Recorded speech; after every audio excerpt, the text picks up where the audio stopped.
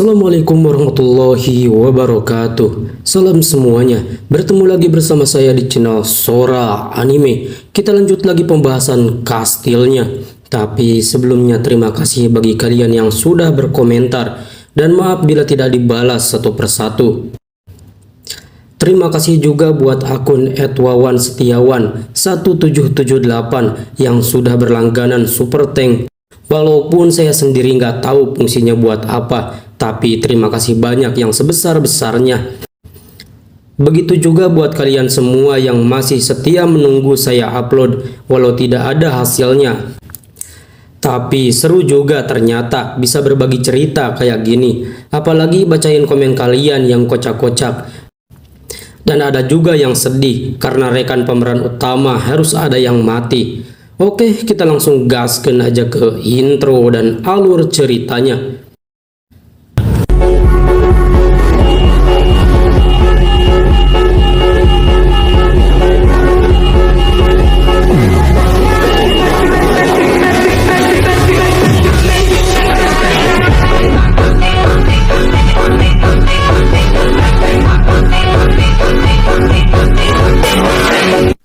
Cerita dimulai setelah pertarungan panjang kemarin yang harus menewaskan salah satu anggota Iskra di bawah komando Tigro yaitu Kreisa harus mengakhiri ceritanya di serial Kastil ini.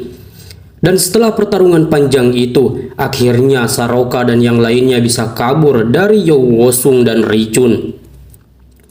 Mereka yang benar-benar merasa terpukul atas kematian Kreisa di perang tersebut, terutama Ratel yang paling dekat dengannya. Sementara Saroka masih begitu murka atas tewasnya Kreisa kali ini. Lalu seorang perempuan yang menjadi rekan mereka berkata, "Kita harus segera pergi dari sini. Kalau tidak Yowosung pasti akan mengirimkan pasukannya untuk mencari kalian. Dan satu-satunya tempat yang aman bagi kalian yaitu Korea. Karena Lisa juga pasti akan segera melacak kalian. Saat ini Korealah yang paling aman untuk kalian. Karena eksekutif kastil sudah melarang perselisihan di Korea." Akan tetapi Saroka yang masih tidak terima atas kematian Kreisa berkata, Aku tidak bisa pergi begitu saja. Ini akan menjadi pertarungan berdarah demi Kreisa."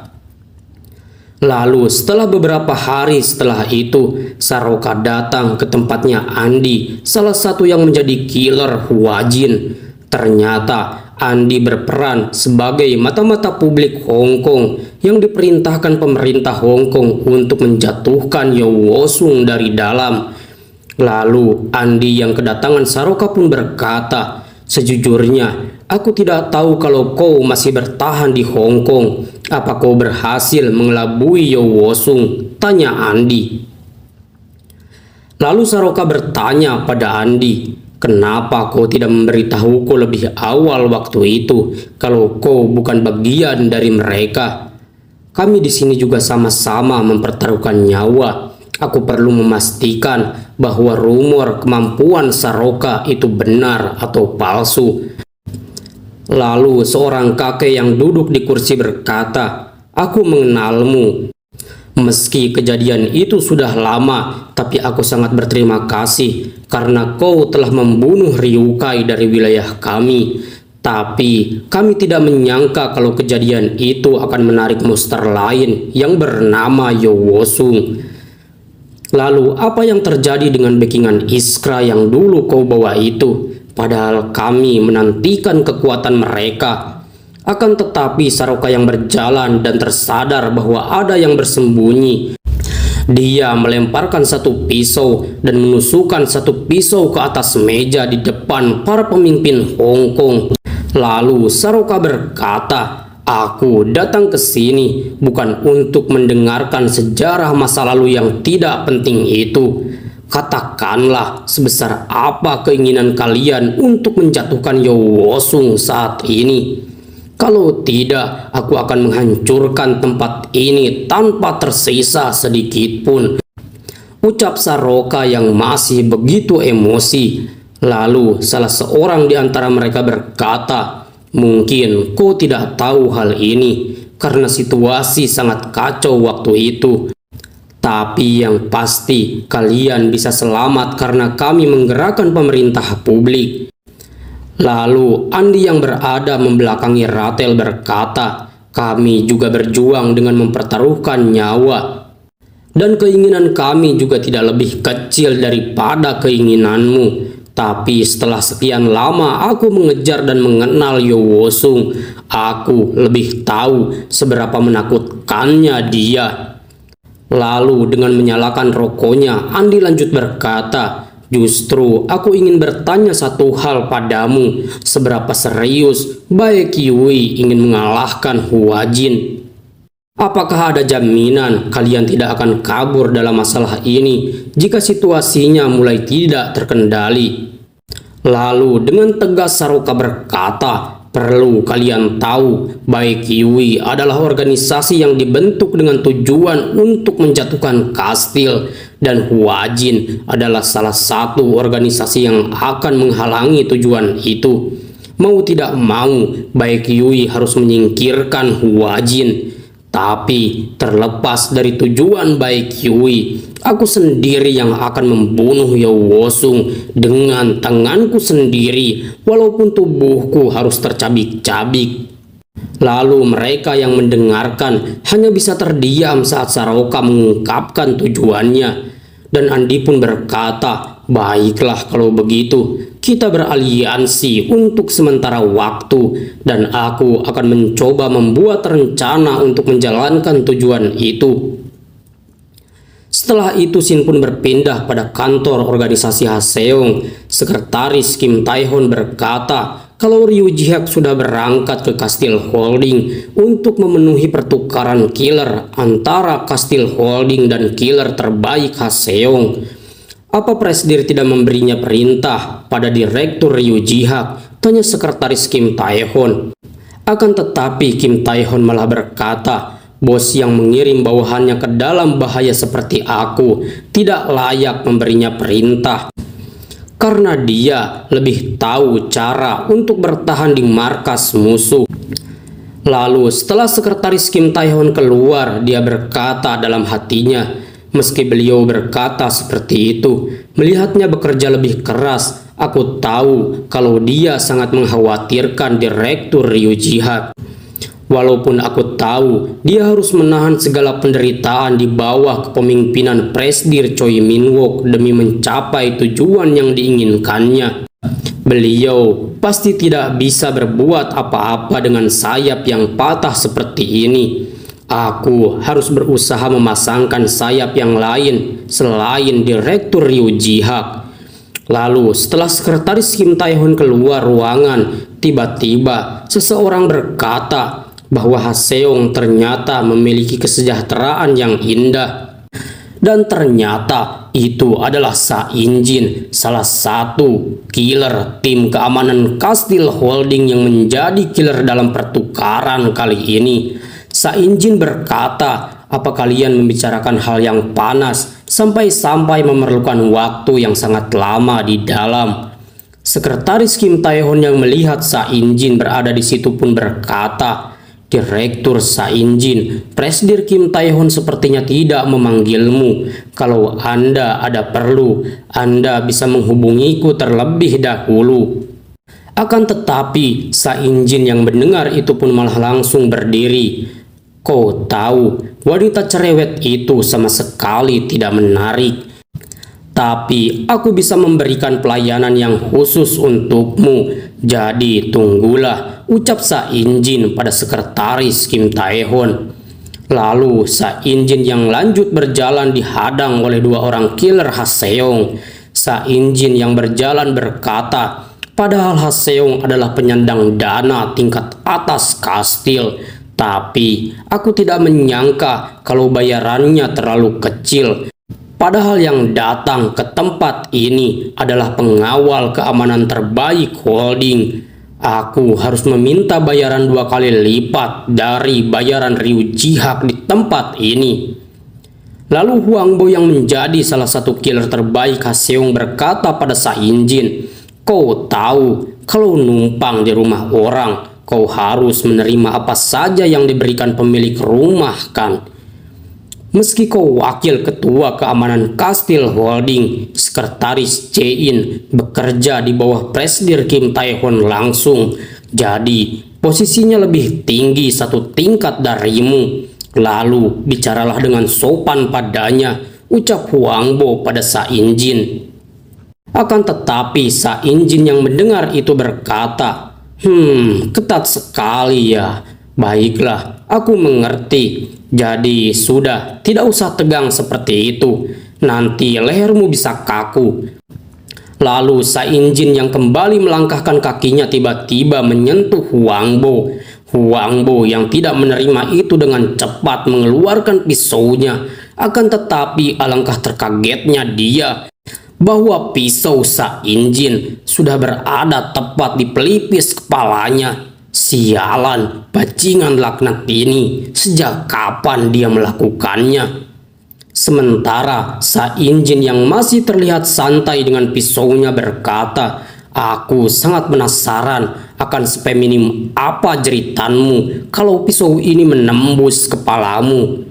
Akan tetapi di saat suasana sedang tegang, tiba-tiba pesan telepon berbunyi. Jangan berbuat kerusuhan, biarkan dia masuk. Ternyata itu adalah suara Kim Tae-hon dari balik ruangan. Lalu setelah mendapat persetujuan Kim Tae-hon, Sa In-jin pun pergi masuk ke dalam ruangan. Sementara sekretaris Kim Tae-hon berkata, ketua tim Hwang Bo, lain kali seranglah lebih dulu. Sementara Hwang Bo yang tak menyangka itu hanya berkata, ya, baik. Nyatanya, sekretaris Kim Tae-hon tak mengetahui bahwa Hwang Bo sudah menyerang terlebih dahulu. Akan tetapi, kecepatan Sa In-jin jauh di atas kecepatan Hwang Bo.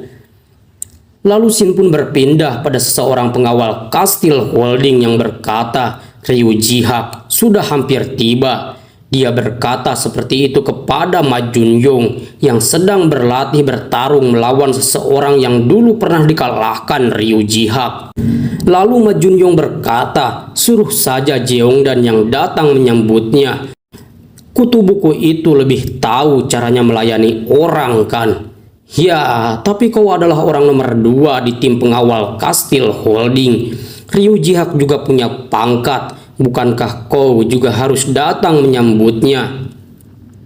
Ma Jun-yong yang berlatih bersama mantan 10 bajak kastil Choi Dal-cheon berhasil memenangkan pertarungan itu dengan cara melemparkannya. Ma Jun-yong yang kesal berkata, dasar Ma Hak-yeong sialan, padahal dia tinggal pergi saja sendiri. Kenapa aku harus ikut? Apa dia berniat berkelahi di sana? Lalu Ma Jun-yong berkata pada Choi Dal-cheon, woi payah, katanya Ryu Ji-hak datang, apa kau tidak mau pergi untuk menyapanya? Sementara Choi Dal-cheon yang terbaring lemah berkata, dengan kemampuanku yang payah seperti ini, tidak ada gunanya menyapanya. Pasti suatu saat akan datang saatnya aku untuk menyapanya kalau persiapanku sudah selesai. Ma Jun-yong yang mendengar itu pun berkata, dasar pengecut. Kalau kau tidak bisa menghadapi Ryu Ji-hak, keuntungan kekuatan dalam tubuhmu tak akan pernah terungkap sampai kapanpun. Lalu dengan mengulurkan tangannya, Ma Jun-yong berkata lagi, mari kita lawan dia. Dan Shin pun berpindah pada Ryu Ji-hak yang baru sampai di markas Kastil Holding. Jeongdan yang bertugas menunggu Ryu Ji-hak pun berkata, selamat datang di Kastil Holding, saya yang akan memandu Anda untuk pertama kali. Lalu Jeongdan lanjut berkata dengan menadahkan kedua tangannya, kedua pisau yang Anda miliki akan dirawat di bawah keamanan ketat kami. Akan tetapi Ryu Ji-hak yang mendengar permintaan itu mengabaikan setiap ucapan Jeongdan dan terus melangkah masuk ke dalam gedung dengan ekspresi dinginnya. Ryu Ji-hak yang masuk ke dalam gedung bertemu dengan Ma Jun-yong yang menyapanya. Hei Ryu Jihak, aku tak menyangka kita akan menjadi satu pihak. Dengan bersemangat, Ma Junjong mengajak Ryu Jihak untuk bersaparing sesekali. Akan tetapi, lagi-lagi Ryu Jihak mengabaikan mereka dan terus melangkah maju tanpa menoleh sedikit pun. Ma Junjong yang kesal terhadap sikap Ryu Jihak pun berkata, "Hei Ryu Jihak, apa kau tidak sadar kalau kau adalah tawanan di sini? Atau kau baru akan sadar jika kau kutampar berkali-kali?" Sementara pengawal Ma Junjong yang melihat situasi mulai sedikit memanas terlihat ketakutan. Gawat, kalau sampai terjadi sesuatu, aku tidak akan bisa memperbaiki situasinya kalau begini. Akan tetapi, setelah Ma Junjong melihat keluar, dia melihat dua orang lagi yang datang.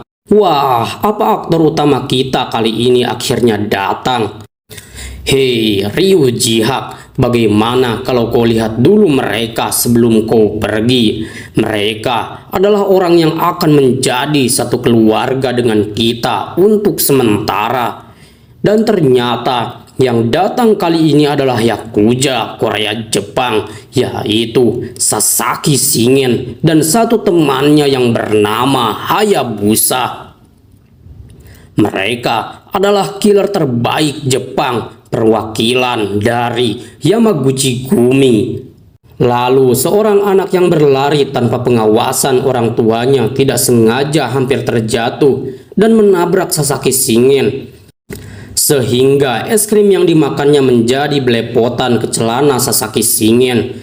Akan tetapi Sasaki Shingen yang merupakan pria paling kejam di Jepang malah memberinya segenggam uang. "Maaf nak, aku sudah menghancurkan waktu ngemilmu," ucap Sasaki dengan ramah.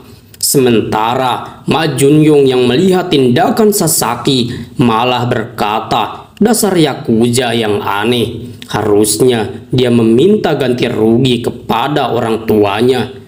Ada-ada saja Yakuza zaman sekarang." Lalu Sasaki yang terus melangkah maju mendapatkan informasi dari penerjemahnya. Dia adalah Ryu Jihak, posturnya bagus sesuai yang dirumorkan, dan dia adalah Ma Junjong, adik dari Ma Hakyeong. Akan tetapi Sasaki yang mendapat informasi itu tak menilai tinggi mereka. Dia malah berkata, "Hanya sekumpulan orang-orang rendahan ya." Seketika itu juga Sasaki tiba-tiba membenamkan satu pengawal Kastil Holding yang berada di sebelah Ma Junjong, hanya dengan satu tangannya saja yang membuatnya langsung tumbang. Lalu Sasaki yang menyentuh bahu Ma Junjong berkata sekali lagi, "Kalian pikir aku ini siapa? Aku adalah Sasaki Shingen, penerus berikutnya Iwashiro Shinsuke dari Yamaguchi Gumi. Aku tidak peduli jika Presdir Choi Min-wook marah, tapi setidaknya orang nomor satu Korea harus datang melayaniku kan?" ucap Sasaki dengan tegas. "Panggil Kim Shin, suruh dia melayaniku," lanjut Sasaki. Ma Junjong yang mendengar itu pun mulai terbawa emosi. "Hei, kita sedang membicarakan orang nomor satu kan? Kenapa jadi Kim Shin? Atau kau menganggap orang nomor satu Korea adalah Kim Shin? Walaupun tingkatmu tinggi, tapi kau hanyalah preman kasar." Lalu dengan mulai emosinya Ma Junjong, tiba-tiba seseorang datang lagi dan berbicara, "Penerus hanyalah penerus. Memangnya kau Iwashiro Shinsuke?" Ternyata yang datang kali ini adalah Ma Hakyeong yang datang untuk mendinginkan situasi, sekaligus memperingatkan Sasaki Shingen sedang berada di mana dia sekarang. Akan tetapi Shin berpindah kembali pada salah satu killer terbaik Huajin yang sedang menyandra Kang Chan Seok dan meminta informasi mengenai kelemahan Baek Yui. Kang Chan Seok yang bercerita panjang lebar mengatakan setelah temannya mati, tiba-tiba Baek Yui mulai tak terkendali. dan mereka akan menyerang tanpa ragu dan berani. Dan setelah itu salah satu killer terbaik Huajin berkata, "Sepertinya aku tahu kelemahan baik Yui." "Tidak, sepertinya aku tahu kelemahan Kenshin atau Armor Tigro." Sementara di kediaman Kastil Holding, Mahakyeong yang tadi datang mulai memperkenalkan dirinya. "Aku Mahakyeong, pemimpin pengawal Kastil Holding. Mulai sekarang aku akan mengatakan tentang aturan yang harus kalian patuhi selama tinggal di kediaman Kastil Holding. Di sini ancaman terhadap Presdir Choi Min-wook akan dianggap. Akan tetapi sebelum Mahakyeong menyelesaikan perkataannya, tiba-tiba Sasaki Shingen memotong. "Hei kau rambut pomade, apa kau tidak mengerti tentang aku yang adalah penerus Presdir Iwashiro Shinsuke?" tanya Sasaki pada Mahakyeong dengan ekspresi dinginnya. "Apa kau tidak mengerti maksudku ini? Aku adalah A di antara penerus yang lainnya." Mahakyeong yang mendengar itu pun menanggapi ucapan Sasaki dengan tatapan intimidasinya. "Ya, aku tahu maksudmu. Kau hanyalah penerus yang akan mati kapan saja seperti lalat." Akan tetapi Sasaki malah tertawa setelah mendengar perkataan Mahakyeong yang membuat suasana semakin mencekam. Ya, kau benar," ucap Sasaki. Dengan menyentuh dan berusaha melepaskan dasi Mahakyeong, Sasaki lanjut berkata, "Dilihat dari sisi manapun, penerus A tetaplah menempati posisi tertinggi." Orang-orang yang melihat tindakan Sasaki menyentuh dan mempermainkan Mahakyeong mulai merubah ekspresinya ke ekspresi tajam dan dingin masing-masing, termasuk Ryujihak, Ma Junyong, begitupun Jeongdan. Mahakyeong yang sudah bertatapan dengan Sasaki menyuruh Jeongdan untuk melanjutkan ucapannya. Akan tetapi setelah merasa terancam, Mahakyeong dengan cepat sudah menjambak rambut Hayabusa dan hampir menjatuhkannya hanya dengan kekuatan tangan kirinya saja. Akan tetapi Sasaki juga tidak kalah cepat. Dia juga sudah menaruh satu senjata tepat di sebelah leher Jeongdan. Tetapi Jeongdan yang bukan orang biasa tak begitu gentar dan dengan berani melanjutkan perkataan Mahakyeong. Kalau seandainya ada ancaman sedikit saja terhadap Presdir Choi Min-wook, tim pengawal keamanan Kastil Holding akan menghentikan Sasaki Shingen saat ini juga. Mahakyeong pun berkata, "Dan kalau kau sekali lagi menghina tim pengawal keamanan yang bertugas melindungi Presdir Choi Min-wook, atau kau tidak mengikuti perintahku selama berada di sini, akan kupastikan kau akan diikat dalam posisi telungkup dan dipaksa untuk menyeberangi Laut Genkai dalam keadaan itu. Kalau kau ingin diperlakukan layaknya manusia, diamlah dengan tenang, selayaknya tamu," ancam Mahakyeong sambil melangkah pergi meninggalkan Sasaki beserta rekan-rekannya. Akan tetapi Sasaki yang mendapat ancaman tersebut bersikap biasa saja dan berkata pada Hayabusa, "Sudah kuduga orang top Korea adalah salah satu dari mereka," ucap Sasaki sambil mengedipkan matanya dan tersenyum terhadap Ryujihak. Dengan rokok di mulutnya, Sasaki lanjut berkata, "Sepertinya malam ini aku tidak akan bisa tidur karena perasaan berdebar ingin merasakan kekuatan bertarung mereka." Lalu Shin pun berpindah kembali pada Yewosung yang masih kesal terhadap kejadian kemarin karena Saroka yang menyusup ke Hong Kong berhasil kabur. Yewosung menyuruh para bawahannya untuk membawa sebanyak mungkin pasukannya ke Korea dan mengelabui tim keamanan Kastil Holding yang pasti akan memblokir visa mereka jika ketahuan. Sementara Yewosung yang berniat pergi ditanya oleh Andi, "Lalu apa yang akan Anda lakukan sekarang, bos?" Aku ada sedikit urusan yang harus aku lakukan, dan aku akan bergabung kembali dengan kalian setelah itu. Andi yang merupakan mata-mata publik Hong Kong begitu penasaran terhadap apa yang akan dilakukan Yeo Woo-sung. Apa yang akan dia lakukan? Bisa bahaya kalau aku ketinggalan gerakannya mulai dari sekarang. Dan Sin pun berpindah kembali pada Yeo Woo-sung yang berangkat ke suatu tempat kumuh di daerah pinggiran Hong Kong. Dengan ramah Yeo Woo-sung menyapa orang-orang di sana. Bahkan Yeo Woo-sung begitu dikagumi oleh mereka di daerah tersebut. Yeo Woo-sung juga tidak segan berbagi apa yang dia miliki dengan mereka. Akan tetapi di saat Yeo Woo-sung sedang bercanda ria dengan yang lainnya, tiba-tiba satu orang pemabuk memecahkan botol alkoholnya. "Hei Yeo Woo-sung, berikan aku pekerjaan yang bisa menghasilkan uang. Tapi jangan yang berbahaya seperti kemarin yang berhubungan dengan orang-orang Korea itu. Kau tahu kan Yeo Woo-sung, satu-satunya temanku mati kemarin. Bukankah kau berkata kalau kita itu adalah saudara? Jadi bantulah aku." Yeo Woo-sung yang terus-terusan disalahkan tidak menyanggah perkataan itu. "Ya, maaf Chang Ping, semua perkataanmu tidaklah salah.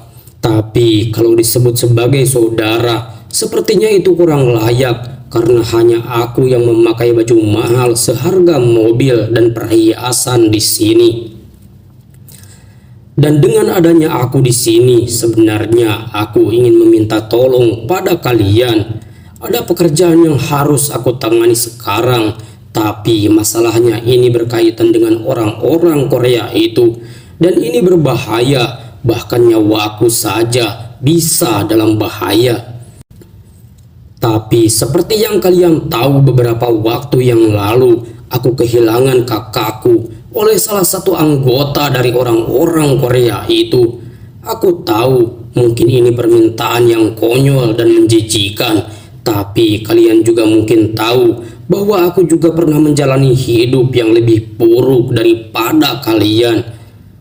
Aku tahu dan merasakan penderitaan kalian saat ini, di mana kalian harus bersyukur dengan air yang kotor dan bersyukur atas makanan yang bisa kalian makan hari ini, dan bukan untuk memikirkan hari esok.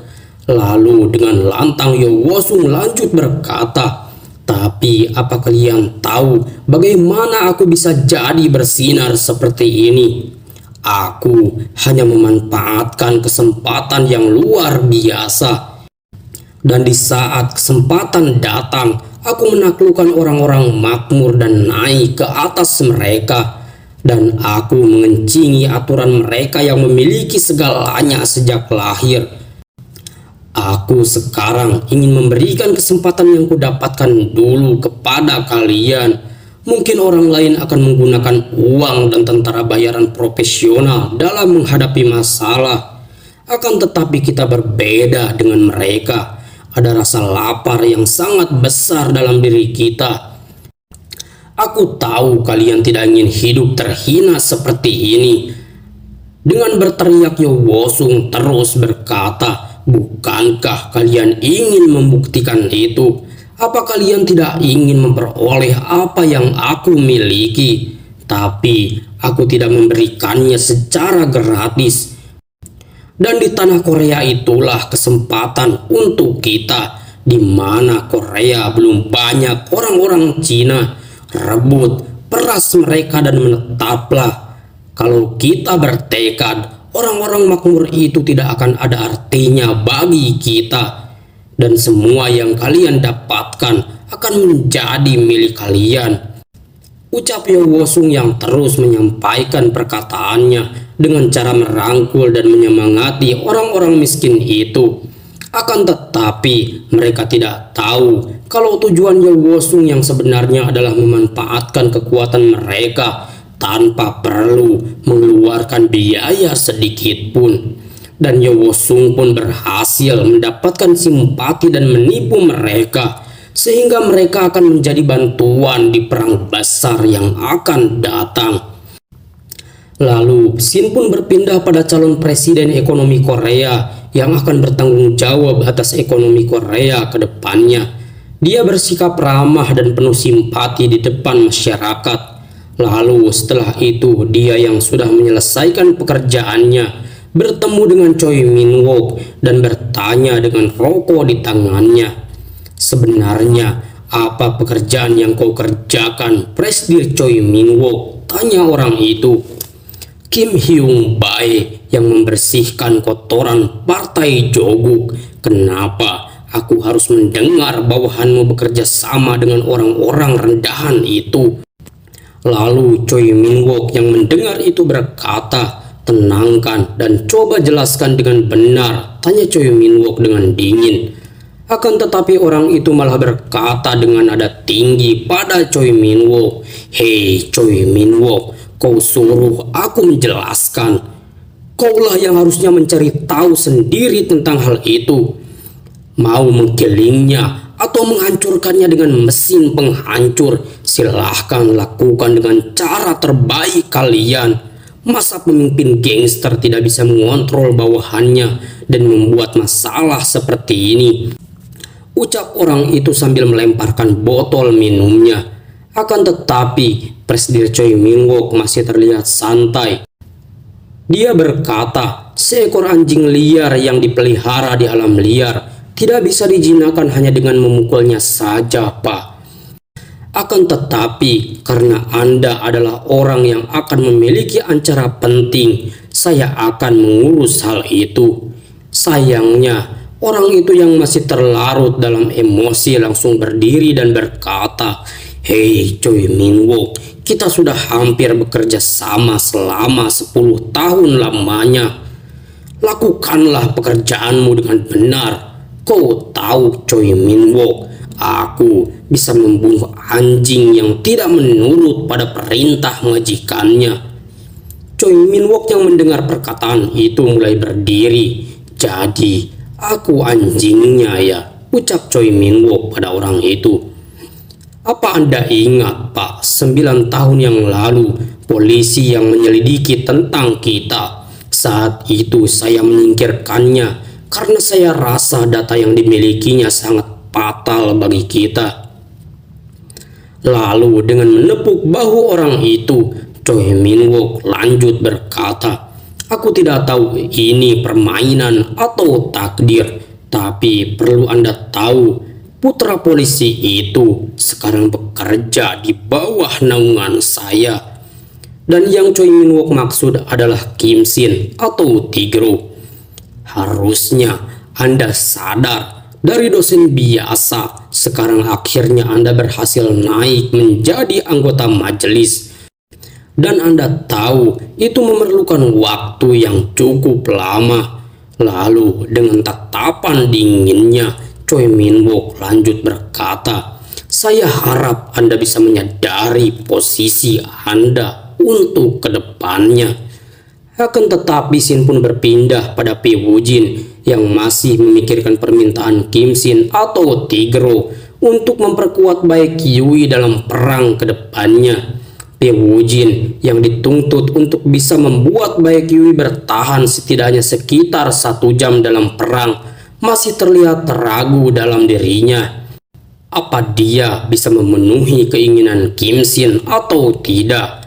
Selain itu, tempat dia berada mengingatkan dirinya pada awal mula dia bertemu dengan Kim Shin dan bertarung melawannya.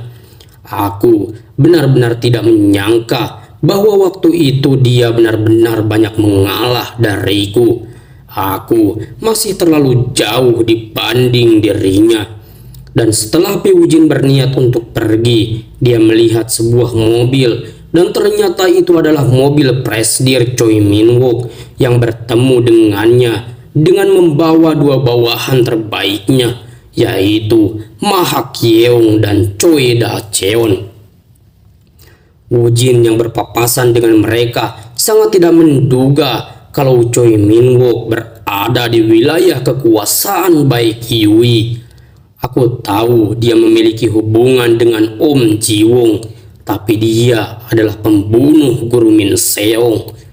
Wujin yang teringat akan hal itu lanjut berkata dalam hatinya, "Dan kalau dilihat dari dekat, seluruh kulitku menjadi terasa panas. Betapa diriku membenci dirinya." Lalu Choi Minwook yang sudah melewati Wujin berkata, "Oh, bukankah kau murid Kak Min Seong ya? Kalau tidak salah namamu Pi Wujin. Kau benar-benar berkesan di ajang pertukaran kemarin," ucap Choi Minwook. "Kalau ada kesempatan lain, mari kita makan bersama. Kau sudah kuanggap sebagai keponakanku sendiri," ucap Choi Minwook kembali sambil hendak masuk ke dalam mobil. Akan tetapi Pi Wujin yang mendengar itu seketika bertanya dengan perasaan yang mendidih yang keluar dari sekujur tubuhnya, "Kenapa ku membunuh Kak Min Seong, guruku, yang merupakan kakakmu sendiri?" Choi Minwook yang mendengar itu hanya menjawab dengan rasa tak berdosanya, "Ya, ada saatnya di mana kau harus membuat keputusan yang begitu menyedihkan dalam hidupmu. Suatu saat kau juga pasti akan mengerti, Pi Wujin." Lalu setelah Choi Minwook masuk ke dalam mobil, Ma Hak Yeung tiba-tiba berkata, "Kau sedikit lebih baik ketimbang bosmu, Pi Wujin." Dan setelah itu pun mereka pergi meninggalkan Pi Wujin. Lalu scene pun berpindah kembali pada Saroka dan rekan-rekannya yang sudah kembali ke Korea. Saroka yang menghadap Tigro terlihat bersedih akan kematian Kreisa dan tertunduk malu pada Tigro. Tigro yang melihat Saroka terpukul merangkulnya. "Ini adalah tanggung jawabku. Untuk saat ini aku kalah dari Yowosung." Lalu Tigro berkata pada seluruh rekan-rekannya dengan nada dinginnya, "Sekarang panggil seluruh anggota baik Yui. Kita akan berangkat menyerang Wajin." Begitupun di kediaman Yowosung, dia yang mengumpulkan para bawahannya berkata, "Mulai sekarang kita akan menyerang baik Yui." Akhirnya waktu perang besar pun tiba antara Wajin versus baik Yui. Oke, sampai di sini dulu pertemuan kita kali ini. Terima kasih yang sudah menonton videonya sampai akhir dan bye. Assalamualaikum warahmatullahi wabarakatuh.